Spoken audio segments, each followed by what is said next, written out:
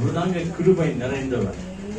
நம்மை மன்னிக்கிறதற்கு ஆண்டவர் காத்து கொண்டிருக்கிறார். தயவுள்ள ஆண்டவர், கிருபையுள்ள ஆண்டவர், இரக்கமுள்ள ஆண்டவர்.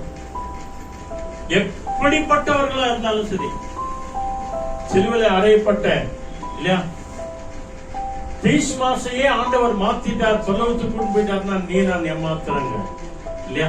அவன் மனம் திரும்பிட்டான். ஆண்டவரே உடைய ராஜ்யத்துல வரும்போது பாருங்க, அவர் விசுவாசம் பாருங்க, என்னுடைய ராஜ்யம் மத்தியத்தில் இருக்கிறது, மனம் திரும்பு.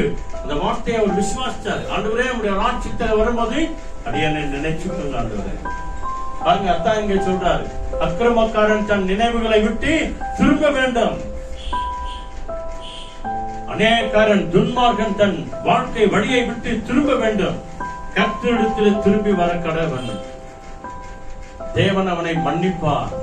அவனை மன்னிக்கிறதற்கு தயவு பெருத்தவராய் இருக்கிறார். இல்லையா?